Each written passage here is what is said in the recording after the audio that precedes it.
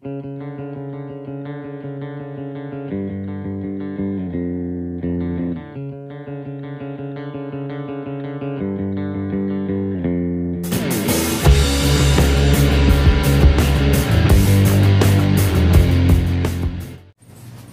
Doubt எந்த டவுட்டாக இருந்தாலும் இப்போ நீங்கள் கிளியர் பண்ணி கேட்குங்க. நான் சொல்கிற அதாவது எதுலனாக்கா நான் சொல்கிற பேசிக்லேருந்து உங்களுக்கு என்ன டவுட் வருதுன்னு கேளுங்க. இப்போது நம்ம ஒரு ட்ரெஸ் தைக்கணும்னா ஒரு சாதாரண விஷயத்தை ரொம்ப குழப்பிட்டு கிடக்குறீங்க. அதுதான் ரொம்ப ரொம்ப ரொம்ப ரொம்ப ரொம்ப கஷ்டமாக இருக்குது. ஒன்று, நம்ம ஒரு ட்ரெஸ் தைக்க ரெண்டே அளவு தான் முக்கியமான அளவு. ஒன்று உயரம், இன்னொன்று மார்பு சுற்றளவு. சொல்லுங்க, ஒன்று இன்னொன்று. இந்த ரெண்டு அளவு நமக்கு மெயினாக போதுமானது. அதை வச்சு பாக்கியெல்லாம் நம்ம தெரிஞ்சுக்கலாம். ஒன்று, இப்போ நம்ம ஒரு ட்ரெஸ் தைக்கணும் அப்படின்னா ஒரு கோடு, இது உயரம், இது வந்து உயரம். இந்த உயரத்தை கோடு போட்டு எப்போ உயரம் எப்படி போடுறீங்கன்னாக்கா அப்படி துணியை எடுத்து அப்படி மடிச்சு போடணும். அப்படி எடுத்து அப்படி மடிச்சு போடணும். அதில் எத்தனை துணி இருக்கணும்னாக்கா எடுத்தவன் ரெண்டா இருக்கும். ரெண்டு துணி இருக்கணும். மடிச்சு போட்டா என்ன 4 வரணும். இதுல டவுட் இல்லை உங்களுக்கு? அப்போ இது மடிச்ச பகுதி எல்லா டோட்டலா உள்ள ட்ரெஸ் நான் கிளாஸ் நடத்திட்டு இருக்கேன். எல்லா ட்ரெஸ் இது எதனாலும் தைக்கிறாங்க. முடிஞ்சாச்சு. அடிப்பக்கம் பினிஷிங் பண்ணிடுது. இது சிம்பிள் வெட்டியிருக்கும். எழுதிக்கலாம்.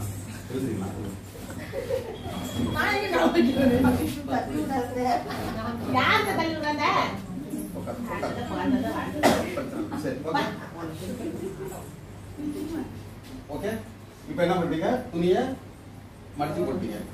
அவர் ரெண்டு துணியை ஒரு துணி கீழே, இன்னொரு துணி மேல, அதை மடிச்சு போட்டீங்கன்னாக்கா 4. ஓகேவா?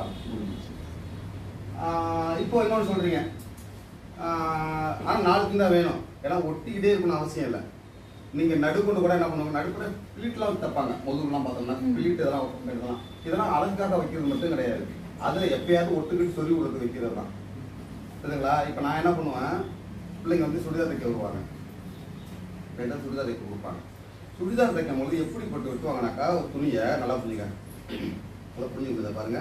அதை மீட்டி போட்டால் அவங்க வச்சு போட்டால் அப்படி கிடக்குமா? இந்த துணியை அப்படியே எடுத்து 2ஆ போடணும். சொல்றது புரிய முடியுது அவங்க?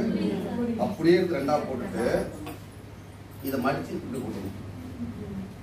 அப்படி வந்து அப்படி மடிச்சிருக்கும். அதுல அப்படி சுடிதார் வெட்டு அப்படி வச்சு வெட்டுவாங்க. இந்த பக்கம் இந்த இப்படி சுடிதார் போடுங்க. நான் சொன்ன பெஸ்ட் வந்துடும். மடிச்சு போட்டது இப்படி மடிச்சு போட்டதை வச்சுக்க. இதை 4 பேருக்கு வச்சுங்க. இப்போ கையில் வெட்டி இதை கை இப்படி எடுத்துக்கிட்டு இதை போட்டு வச்சுக்கணும். கையை இப்படி எடுத்துக்கிட்டு இந்த பக்கம் அப்படி சுடிதார் வச்சுக்கணும். இப்படிதான் வெட்டுவாங்க. ஆனால் நான் என்ன பண்ணுவேன், இதோட நுணுக்கம் தெரிஞ்சதுனால துணியை மேலேயும் தள்ளி அந்த பக்கம் தள்ளி இந்த பக்கம் எடுத்து விட்டு சமமாக 4ஆ போடாமல், நமக்கு தேவையான துணி அங்கேருந்து எடுத்துட்டு போகிறத 4ஆ போட, அப்படி சமமாக போடாமல் அதை இழுத்து முன்பக்கம் கொஞ்சம் குறைஞ்சிக்கும். அந்த பக்கம் துணி கிடக்கணும். இந்த பக்கம் எடுத்து அப்படி போகிறதுல அடியிலேருந்து வெட்டி இந்த மேலே பக்கம் மடிச்சு துணி இல்லை. அப்போ இங்கே பாதி இருக்கும், மடிச்சு போட்டால் பார்த்து விழுது வேகமாக இருக்கும். இங்கே ஒதுங்கும், அந்த பக்கம் ஒதுங்கும். இதெல்லாம் எடுத்துருவோம். எடுத்துட்டு அதில் எடுக்கும் போது ஒரே துணியில் ஒரு சுடிதார் 2 சுடிதார் வெட்ட முடியாது. ஒரு பக்கம் முன்பக்கத்தோ அல்லது பின்பக்கத்தையோ வெட்டுறதுக்கு ஒரு துணி கிடைக்கும். அப்போ இன்னொருத்தங்க வெட்ட வருவாங்க, தைக்க வருவாங்களா, அதில் கொஞ்சம் எடுத்து இதில் கொஞ்சம் ஒட்டு போட்டு புதுசாக சுடிதார் எடுத்து தச்சு அவங்க ஒய்ஃபை நர்ஸ் படிச்சா பாருங்க. அப்போது அதுக்கெல்லாம் ஒரு சுடிதார் வச்சு 2-3 சுடிதார் வச்சு வச்சுருக்கோம். அது பேக்கில் ஆமாம். இந்த கால் பேண்ட் இருக்கா, அதை எடுத்து கையில் போட்டு விட்டுருவோம். அப்போ எங்கே மிச்சப்படுத்துவோம் அப்படின்னா, அவங்க நம்ப வைக்கணும். யாரை? நம்ம கஸ்டமர் வர்றாங்களா, அவங்க என்ன பண்ணாக்கா இங்கே நம்ம இந்த துணியிலேயே நம்ம எடுத்தோம்னாக்கா அவங்களுக்கு வந்து இதே ட்ரெஸ் இதே கைக்கு வந்துடும் இல்லையா? அப்போ அவங்க எப்படி நம்ப வைக்கணும்னா, சால் இந்த பேண்ட் இருக்குல்ல, பேண்ட்டு கீழே பேண்ட் இருக்கிறதுனால அந்த துணியை கை வச்சுட்டு அழகாக இருக்கும் நம்ப வைக்கணும். அப்படிங்களாமா அது தூக்கி போட்டோம்னா இந்த வெட்டுறது மிச்சமாயிடுதா, நமக்கு இன்னொரு இடத்த எடுத்துக்கலாம். நுணுக்கத்தை கற்றுக்கணும். நீங்கள் வந்து புரியுதா? இப்படிலாம் பொட்டு அடிப்பேன். இப்போ வந்து ரெடிமேட் ட்ரெஸ்லாம் அப்படி பார்த்தீங்கன்னா சினிமாலாம் பார்த்தோம்னாக்கா, இப்போ ராமராஜன் படத்தெல்லாம் பார்த்தீங்கன்னு வச்சுங்களேன், இந்த பக்கம்லாம் ஒரே ட்ரெஸ்ஸாக இருக்கும், இந்த மட்டும் தனியாக ஒரு ட்ரெஸ் இருக்கும். இந்த பக்கம் டிசைன் தனியாக இருக்கும், இல்லை இந்த பக்கம் மட்டும் தனி ட்ரெஸ் டிசைனாக இருக்கும், இல்லை இந்த பக்கம் தனியாக டிசைன் இருக்கும்.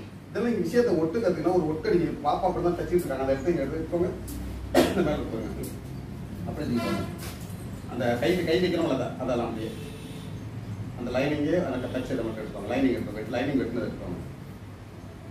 இப்போ பாப்பா நீங்கள் சொல்லி தரது தச்சிட்டு இருக்கிறாங்க. இது லைனிங். இப்போ நம்ம வந்து கை வெட்ட வச்சுட்டு உட்காருங்க. கை தைக்கணும், ஓகேவா? இந்த கை தைக்கணும். இந்த கை தைக்கிறதுக்கு முழுமையான துணி பத்தலை. அதுக்கு என்ன பண்ணியிருக்கோம், நம்ம ஒட்ட வச்சுருக்கோம். இந்த டிசைனில் வந்து இந்த நடுப்பார் டிசைன் கொஞ்சம் தான் இருக்குது. இந்த டிசைன் இதில் கொஞ்சம் எடுத்து ஒட்டடிக்கிறோம். ஒட்டடிச்சு வச்சுருக்கோம், புரியுதுங்களா? இந்த போட்டு வச்சு இந்த போட்டு வச்சுருக்கோம். இது எவ்வளோ அழகாக டிசைன் நாங்கள் எடுக்கும் பாருங்க, கையை எடுக்கும் பாருங்க. இப்போ இதில் வந்து என்னன்னாக்கா சில பேர் தைக்கிறப்போ இந்த கல்லை ஒரு பக்கமாக ஒதுக்கிடுவாங்க. இந்த கை இருக்குனாக்கா ஒட்டு எப்படி எடுப்பாங்க அப்படின்னா, இந்த பகுதியில் ஃபுல்லாக துணி எடுத்துட்டு ஒன் சைடு மட்டும் ஒட்டி தரலாம், முழுக்க எடுத்து இந்த போட்டு ஓட்டிப்பாங்க. அப்படி செய்யக்கூடாது, நல்லா இருக்க திருவி இருக்காம இருக்கும். அப்போ ஒட்டு தைச்சா கூட இந்த பக்கம் கீழே கைக்கு வரும். அப்போ இந்த பக்கம் துணி வரும், இந்த பக்கம் அந்த ஒட்டு தைச்சு கூட கையை தூக்கினா கூட அழகாக இருக்கணும். அப்படி ஒட்டடிக்கணும். அதெல்லாம் சமமான ஒட்டு நம்ம வந்து 2 பக்கத்தில் ஒட்டடிச்சிருக்கோம். 2 பக்கம் ஒட்டு. இப்போ இதை கொண்டாந்து என்ன பண்ணுவோம்ல, இதை கொண்டாந்து பொதுக்கிட்டு சைடில் தேவையில்லாததுல வெட்டி விட்டுப்போம். வெட்டி விட்டு இணைச்சிருவோம், அவ்வளோதான். இப்போ இதே மெத்தடில் தான் நீங்கள் என்ன பண்ண போறீங்க, இந்த டிசைனாக தைக்கிறது எல்லாமே உண்டு. அப்போ நீங்கள் இந்த பேசிக்கை கற்றுக்கின்னு வச்சுக்கலாம். இந்த துணி இருக்கு, இப்போ நம்ம என்ன பண்ணுறோம், இந்த துணி இவ்வளோ தான் பாருங்க இருக்குது, நல்ல துணியாக கொஞ்சம் துணியாக இருக்குது. அப்போ இந்த துணியில் வேறு டிசைன் விட்டு விட்டு நேராக குறுக்கு கரெக்டாக நேராக குறுக்க வெட்டணும். வெட்டிட்டு அதை கொண்டாந்து துணியை வெட்டு வெட்டினா நல்ல டிசைன் ஆகும். பார்த்தோன்னா இந்த பின்பக்கம் மட்டும் இந்த பக்கம் வேறு கலர் இருக்கும், இந்த பக்கம் வேறு கலர் இருக்கும். இது 2 ஒரு கீழே வந்து ஒரு கலராக இருக்கும். அதை மாடல் எப்படி துணி எடுக்கிறீங்க வாங்க, நமக்கு தான் தெரியும். அங்கே வெட்டி இங்கே வெட்டி பார்க்குறவங்களுக்கு டிசைனாக தைக்கிறீங்களே. அதனால் நல்லா புரிஞ்சுங்க. தையலை பொறுத்த வரைக்கும் நம்ம செய்கிற ஒவ்வொரு தவறுகளும் கடவுள் உங்களை பெஸ்ட்டாக உருவாக்குறதுக்கு சொல்லிக் கொடுக்குறாரு மட்டும் மனசு வச்சு, புரியுதுங்களா? உங்களோட ஒவ்வொரு தடுமாற்றமும் சிந்திக்கணும். ஐயோ எங்கேயெல்லாம் உங்களுக்கு பிரச்சனை வருதோ அங்கே மிகப்பெரிய ஒரு விஷயம் காத்திருக்குன்னு இருக்கும். நீங்கள் அதை என்ன பண்ணணும்னாக்க தேடணும். இயேசுநாதர் பாட்டு இருக்குல்ல, கேளுங்கள் கொடுக்கப்படும், தட்டுங்கள் திறக்கப்படும், தேடுங்கள் கிடைக்கும் என்றார். ஃபர்ஸ்ட் கேளுங்கள் கொடுக்கப்படும். யார்கிட்ட கேட்க சொல்றாரு சொல்லுங்க பார்ப்போம். யார்கிட்ட கேட்க சொல்றாரு சொல்லுங்க. உங்க மனசுக்கிட்ட கேட்கணும். அதுதான் உங்களுக்கு கிரியேட் பண்ணணும், பதில் சொல்லணும். உங்களுக்கு உங்க மனசு பதில் சொல்லணும், நீங்க கேட்கணும். ஆனா சில பேர் கேட்க முடியாம, அது பதில் எதிர்பார்க்க முடியாம பதிலே இல்லைட்டு ஓஞ்சி உட்கார்ந்துடுறீங்க. அதுக்கு பதில் இருக்கும். அப்பதான் கேளுங்கள் கொடுக்கப்படும், தட்டுங்கள் திறக்கப்படும். ஃபர்ஸ்ட் மனசை என்ன பண்ணணும், நீங்க தட்ட ரெடியா இருக்கணும். மனசை கேட்கறது ரெடியா இல்லை, ஏதாவது டமாரும் நிற்கணும். ஒரு விடுகதை மட்டும் சொல்றாங்கன்னு வச்சிங்களேன், அந்த விடுகதையை பதில் உடனே எதிர்பார்ப்போம். ஒன்றை மட்டும் விடுகதை சொல்றாங்கனாக்கா நான் பதில் சொல்றேன்னு கண்டுபிடிக்கணும். மண்டை கூட உடச்சிக்கணும். இப்படி இருக்குமோ அப்படி இருக்குமோ அப்படி இருக்குமோ இப்படி இருக்கணும். ஏதாவது 4 விடுகதைக்கு நீங்க யோசனை பண்ணினா 5வது விடுகதைக்கு அவங்க சொல்ல கட்டில உங்களுக்கு பதில் உங்களுக்கு கண்ணால் வந்து நிற்குங்க. இப்படியா இருக்கலாம் ஓரளவு ஊர்ஜிதப்படுத்தும், சரிங்களா? அதனால எல்லா விஷயங்களும் நீங்க கஷ்டம்னு எடுத்துக்காம ஆர்குமெண்ட் பண்ணுங்க. இப்படி இருக்கலாம், அது அப்படி இருக்கலாம், இன்னும் ஆர்குமெண்ட் பண்ணுங்க. ஒரு அளவுகளை வந்து இருக்கு. அதில் பெரிய விஷயமே கிடையாது. நான் இப்போ கிளாஸ் கவனிச்சிங்கனாக்கா உங்களுக்கு அந்த ஆர்குமெண்ட் வேலை கிடையாது. பார்த்தீங்க இப்போ வந்து என்னோட ட்ரெஸ் என்ன பண்ணுறோம், அப்படி துணி எடுத்து 4ஆவது போட்டுருக்கீங்க.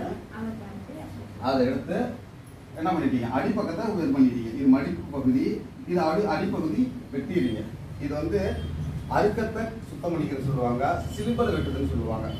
நான் வந்து பிசிறு வெட்டுக்கன்னு சொல்லுவேன்.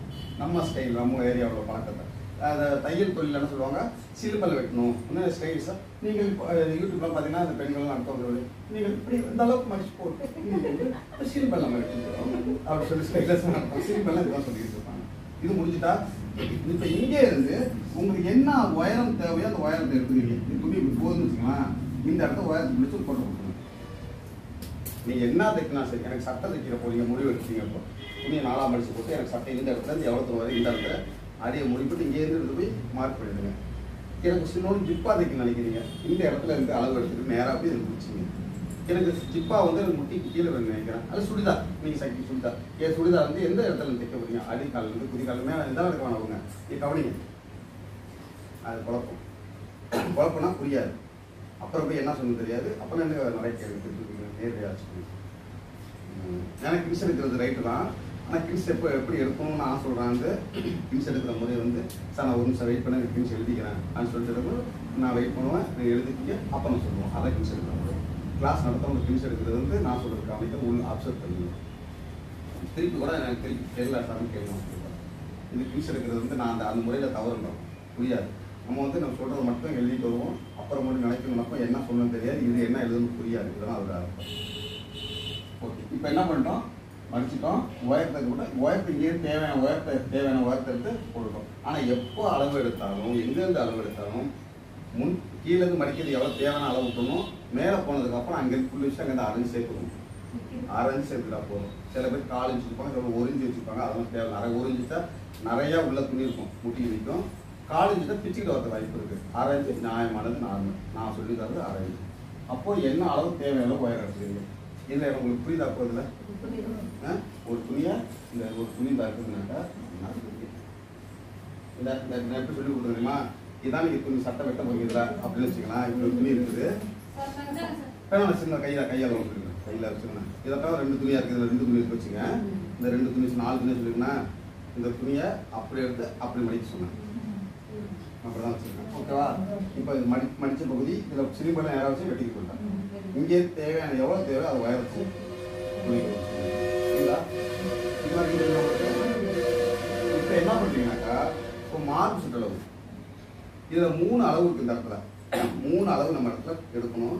ஒன்று அடி சுற்றளவு, அடியில் நீங்கள் தைக்கிற இடம், அப்புறம் மார்பு இடம், அது இடுப்பு சுற்றளவு வச்சுக்கலாம். இடுப்புன்னு வச்சுக்கலாம். அடியில் எங்கே இருக்கோ அந்த அளவு ஒன்று தனியாக எடுக்கணும், மார்பு அளவு தனியாக எடுக்கணும், சோல்டர் தனியாக எடுக்கணும். அப்போ 3 இடத்துல கவுண்ட் பண்ணுற அளவு. இது சோல்டர் கழுத்து பக்கம், இது மார்பு பக்கம், இது மார்பு பக்கம், இது அடி பக்கம். 3 இடத்துல அளவு இருக்கணும். எந்த ட்ரெஸ் தைச்சாலும் எனக்கு சட்டத்துக்கு இந்த இடம் உங்களுக்கு சுடிதார் தைக்கிறீங்கனாக்கா, அப்போ உங்களுக்கு சுடிதார் தைச்சா 4 இடத்துல வரும். 4 இடத்துல 3 இடம் சொல்லியிருக்காங்க, 4 இடம் வரும். எந்தெந்த இடம் சுடிதார் சொல்லுவாங்க? கழுத்து, மார்பு, இடுப்பு, அடித்தாள். தலை அகலத்தில் வரும். எவ்வளோ தேவை யாருக்கு? அப்போ இடுப்பு சுற்றலாம் இதோட இருக்கலாம், செங்குத்தாக வரலாம் சொல்லுவாங்க. அடியில் எவ்வளோ அதை எடுத்துக்கிறீங்க. அப்போ 4 சுற்றலாம் நீங்கள் சுடிதார் தைச்சு 4 அடியில் சுற்றலாம். இடுப்போடு நிற்க இடமா சொல்லியிருக்கேன். இது இடுப்பளவு. அப்போ நல்லா புரிஞ்சுங்க. இப்போ மார்பளவு. இப்போ மார்பளவு இந்த இடத்துல இருக்கிறோம்.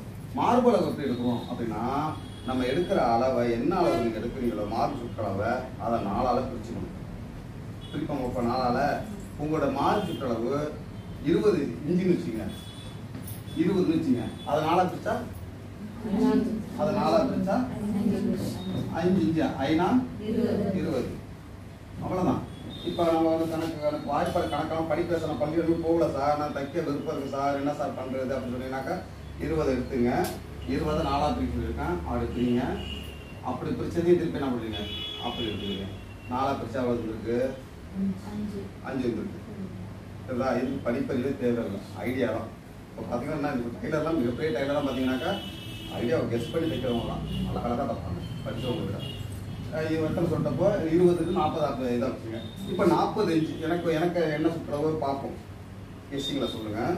வாய்ப்பெல்லாம் ஓரளவு தெரிஞ்ச வச்சுருங்க.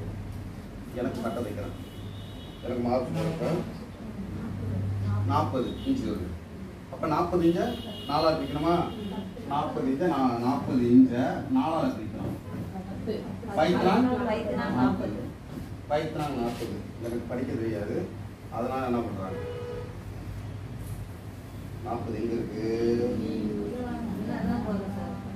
இந்த இருக்குது. இது 2 பிரிங்க, 2 பிரிங்க. இதை 4 பிரிங்க. இப்போ 4 இருந்தா எத்தனை வந்துருக்கு? 10 இருக்கா? 10 இருக்கா? அவ்வளோதான் விஷயம். அப்போ மார்பு சுற்ற என்ன பிரிக்கணும்?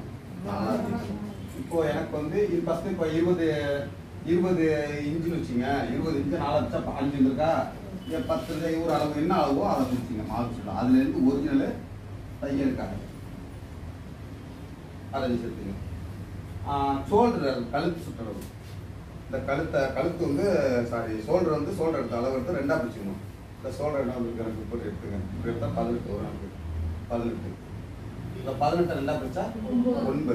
அந்த 9 இங்கேருந்து என்ன அளவு 2 பிரிச்சு அங்கே போட்டுருங்க. ஷோல்டர் வச்சு இதில் வரும். மார்போட ஷோல்டர் உள்ளதான் இருக்கும். மார்போட ஷோல்டர் உள்ள இருக்கும். நல்லா புரிஞ்சுங்க. சில பேருக்கு மார்பளவும் ஷோல்டர் அளவும் ஒன்றா வச்சுக்கிறது.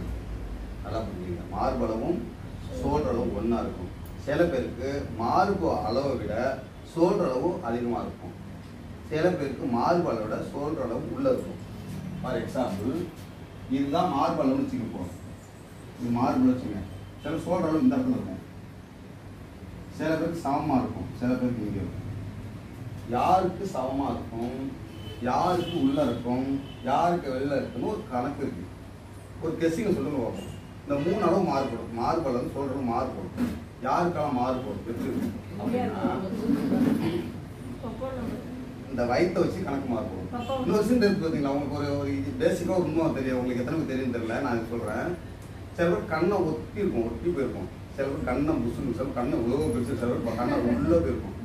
இந்த கண்ணுக்கும் இந்த வயிற்றுக்கும் தொடர்பு தெரியுமா? எந்த அளவுக்கு வயிறு பெருசாக இருக்கோ அந்த அளவுக்கு கண்ணை இருக்கும். எந்த அளவுக்கு வயிறு ஒப்பி போயிருக்கும் உள்ளே போயிருக்கும். நீங்கள் பார்த்துங்க, யாரும் செக் பண்ணுங்க. வயிறு ஆமாம், சமமான வயிறு உள்ளவங்க சமமான கண்ணு இருக்கும்.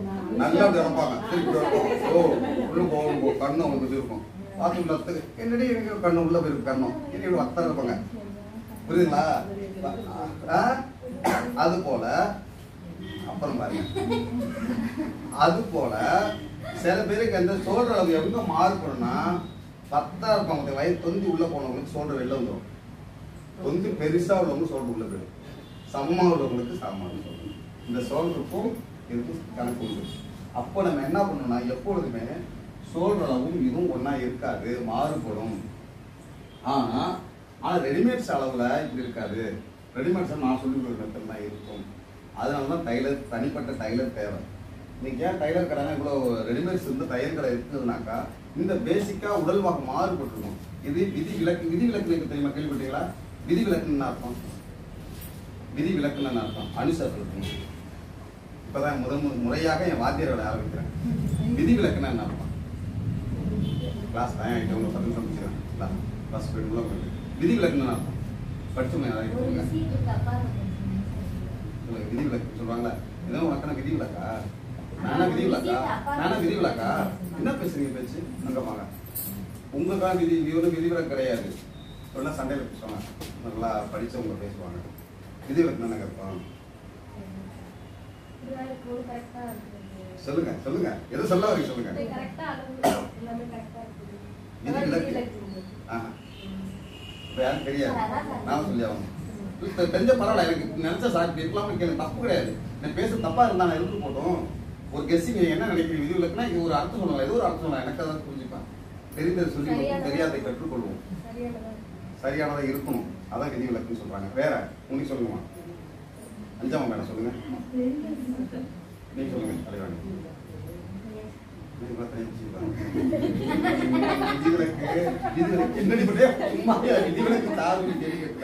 சரி, நீங்க யாராவது கேட்டு சொல்லுங்க, நான் பதில் உங்களுக்கு சொல்லிடுறேன். நான் சொன்ன பதில் அவங்க சொன்னாங்க பார்ப்போம்.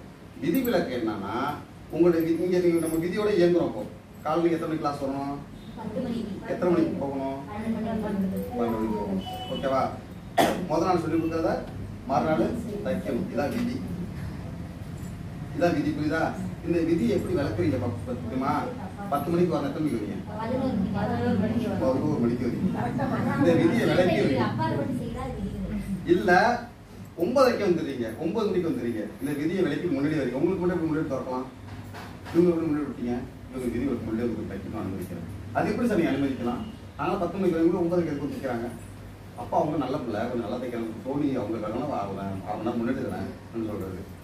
10 மணிக்கு வரணும், 10:30 வராங்க, 10:15 வராங்க, 11:30 வராங்க. இவங்களை எப்படி உள்ள அனுமதிக்கிறீங்க?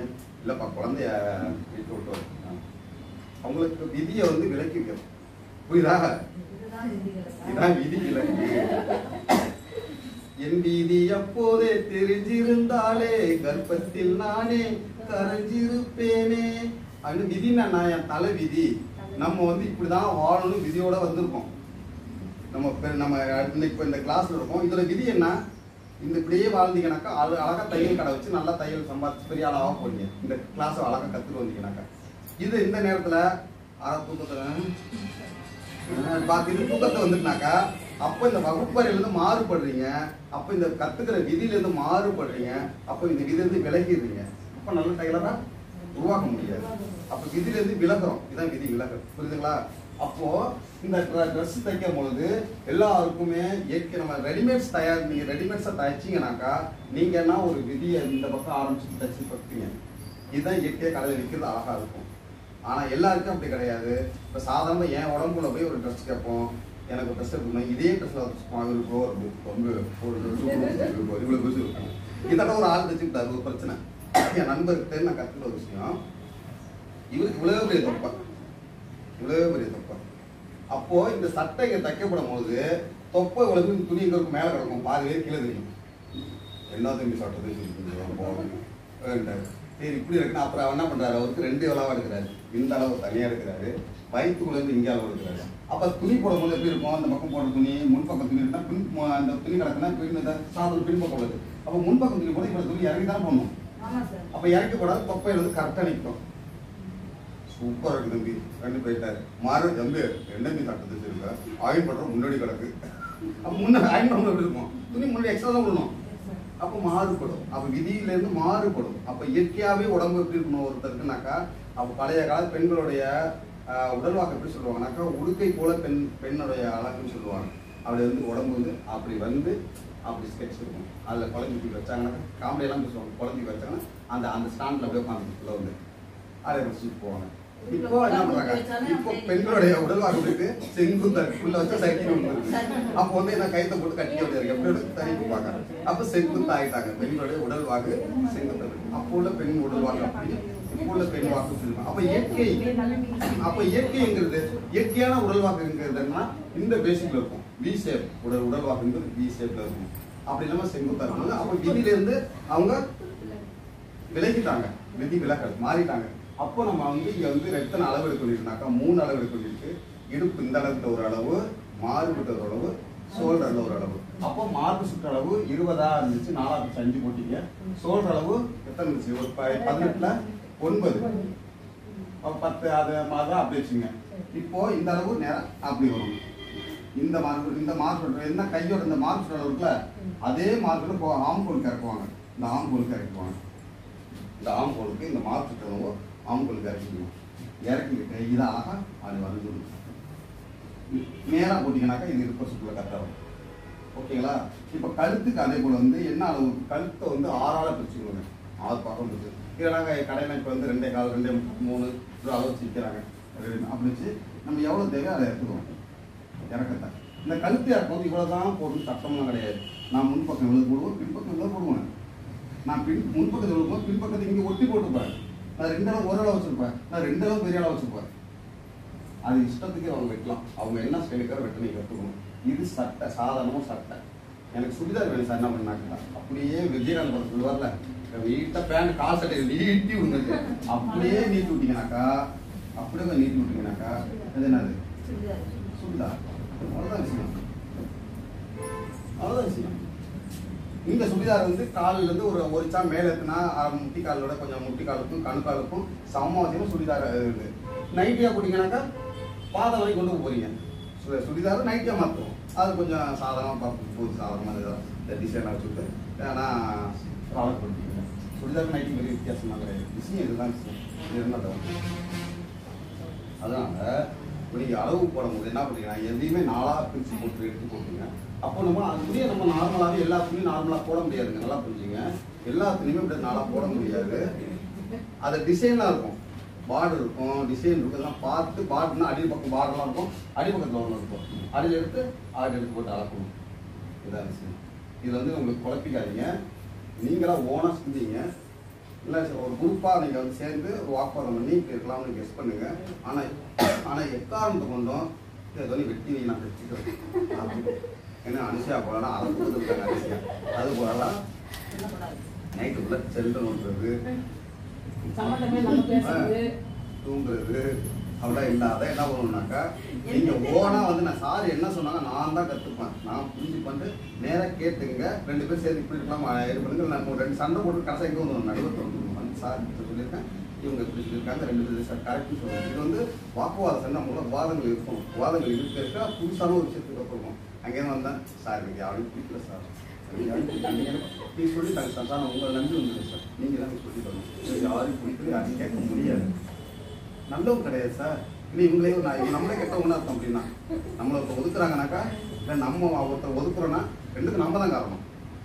இலை மீது முள் விழுந்தாலும், முள் மீது இலை விழுந்தாலும் பாதிக்க ஓட்ட விழுவது இலை தான். நம்மளை விட்டு ஒருத்தர் விலகினாலும் நாம வந்து ஒருத்தர் விலகினாலும் நாம சரியில்லாதவங்க இருக்கும். அப்படிதான் இருக்கும். இப்போ நம்ம எப்போ ஒதுக்குறோம் ஒருத்தர்னாக்கா திட்டமாக நல்லா சுற்றி வளைச்சு பார்த்தா எந்த வகையிலும் அவங்க ஒரு இதாகவே இருக்கிறாங்கனாக்கா அவங்க தான் விலகின்னு தான். ஆனால் முயன்றும் நம்ம அவரை சுய பரிசீலனை பண்ணிடுவோம். நம்ம கிட்ட கூடாது. நம்ம அதே நேரத்தில் வந்து நம்ம அங்கேருந்து ஒரு 2 மினிட் பேசிட்டீங்க, எல்லாம் முடிச்சிட்டீங்க. அதுக்கப்புறம் என்ன பண்ணணும், ஒரு தெளிவணும், குழம்பிடணும். நம்ம வந்து ஒரு குழப்பிட்டு புரியணும். அப்போ வந்து இந்த பிரெயின் வந்து இது இதாக புழுதியாகணும். எதுங்களா கட்டாந்தரையாவது எதுவும் முளைக்கும், அதில் எதுவும் முளைக்காது. அதெல்லாம் என்ன பண்ணுவாங்கனாக்கா வயல்லாம் பண்ணுவாங்கன்னா கோடை புழுதியை இழுத்து விடுவாங்க. டிராக்டர் வைப்பாங்க, ஏறு விடுவாங்க. அப்படின்னு இப்போ டிராக்டர் அடிச்சு விட்டுருவாங்க. அப்புறம் நடவு நடுறதுக்கு மட்டும் புழுதி பண்ணுவாங்க. அப்புறம் நடவு நட்டப்போ சால் அடிப்பாங்க. புரியுதுங்களா? எல்லாம் சேர் ஆக்குவாங்க. அப்போ தான் அது நல்லா விளையும். அதே போல் கிழங்கெல்லாம் போடும்போது நல்லா மணல் சரியாக இருக்கணும். அதனால நோண்டி விட்டு அதை பண்ணி வைப்பாங்க. அப்போ நம்ம பிரெயின் என்ன பண்ணணும், கிளறி விடணும். கிளறி விடணும் என்ன பண்ணணும், வாக்குவாதம் பண்ணணும், சண்டை போடணும், விவாதங்கள் பண்ணணும். இது இப்படி இருக்குமா அப்படி இருக்குமான்ட்டு அதில் போட்டி போடணும். இதெல்லாம் இருக்கும். எந்த வழி வேதனையும் இல்லாமல் வாழ்ந்தோம்னு நினச்சோம்னாக்கா நம்ம வாழ்றதுல அர்த்தமே இல்லை. அதுக்கு இன்னைக்கு நேராக போய் என்ன பண்ணிக்கலாம், நம்மளுக்குள்ளே மூடி விட்டுதான் படுத்துடலாம். அப்புறம் என்னதான் வாழ போறோம், கரெக்டாக இருக்கு. அதெல்லாம் நிறையா இது பண்ணுங்க. பிரச்சனைகள்லாம் நீங்க பண்ண பிரச்சனை கொஞ்சம் நல்லா ஆய்வு பண்ணிருக்கேன். ஃபர்ஸ்ட் வலி வேதனை இருக்கும். அப்புறம் உங்களுக்கு தெரிஞ்சுக்கணும், இந்த இது வருது குடிச்சு சண்டை தான் போடும், நாத்தா கிளப்பிட்டு சண்டை தான் போடும். ரைட், பேசுமா வடிவு சொல்ல அடிக்கிறான் தயாராக நம்மள வந்து இவ்வளவுதான் விஷயங்க. எதுங்களா? அதெல்லாம் வந்து நீங்க எந்த எதுவும் பண்ணாதீங்க, எந்த கஷ்டப்படாதீங்க. ஒன்றும் பெரிய விஷயம் தையல் வந்து பெரிய விஷயமே கிடையாது. பெரிய விஷயம்னா எது தெரியுமா, தையல் வந்து 3 தையல் தைச்சிங்கள, அதுதான் பெரிய விஷயம். அதை நீங்க தச்சுட்டீங்க, சொத்து உங்க கைக்கு வந்துட்டு. இன்னும் இது எதுவுமே கிடையாது உங்கள்கிட்ட கத்திய. ஏன்னா எந்த இடத்துக்கு நீங்க போனாலும் எங்க தையல் தச்சு எல்லா தையல் எடுத்து பாருங்க, நல்லா பிரில்லியன்ட் தையல் மட்டும்தான் அழகா தைச்சிருப்பாங்க. சாதாரணமாக தைச்சு கண்ண பண்ண தைச்சிருப்பாங்க உள்ள. இதெல்லாம் அவங்க புரிஞ்சுக்கிறதுக்கு ஒரு 6 மாசம் ஆகும். நீங்க வந்து 6 நாள்ல அல்லது 6 நிமிஷத்துல அந்த 3 தையலை புரிஞ்சுக்கிட்டீங்க. அந்த 3 தையல் தான் பாருங்க. ஒரு ஓர தையல், படிமான தையல், ஓர தையல், படிமான தையல். இந்த 2வது தையல்னா ஒரு 1/4 இன்ச்சு தைச்சிருக்காங்க. இது 2 தையல் டிசைனுக்காக தைக்கிறது தையல். 3வது தையலா இருக்கும் அரைஞ்சு தைக்கிறது. ஒரு துணியை அரைஞ்சு. ஏன் அரைஞ்சு தான் பழகணும்னா, நீங்க என்ன அளவு எடுத்தாலும் ஒரு அரைஞ்சு சேர்த்துங்க. இந்த சட்டத்தைக்கு வரீங்க, நீங்க இது வந்து அளவு அரைஞ்சு சேர்த்துங்க, இந்த பக்கம் அரைஞ்சு சேர்த்துங்க. மடிச்சு போட்டீங்கன்னாக்கா அளந்துட்டு அரைஞ்சு, அப்போ 2 பக்கம் மடிச்சு போட்டு இந்த அரைஞ்சு சேர்த்து தானே இருக்குது, முடிஞ்சிருச்சு. அவ்வளோதான். எந்த பக்கம் இடத்துல அரைஞ்சு, கீழ் பக்கத்தில் மட்டும்தான் அளவு மாறுபடும். ஏன்னா அரைஞ்சுலாம் மடிச்சு வைக்கிறீங்களா, ஒட்டி ஏரோ தைப்பாங்க, ஏரோ மாடி தைப்பாங்க. ஆண்கள் சட்டை எங்கே தைப்பாங்க, இப்படி தைப்பாங்க இல்லையா? இது இருக்குனாக்கா இந்த ஏரோ மட்டும் தைப்பாங்க. இன்னும் இப்படி தைப்பாங்க, சாரி இப்படி தைப்பாங்க. இந்த சட்டை தைப்பீங்க, இப்படி தைப்பாங்க. இப்படி இந்த இடத்துல வரல, அப்படி இப்படி இந்த இப்படி இருந்து கீழே இறங்கி வந்து இந்த பக்கம் மேலே இருக்கும்.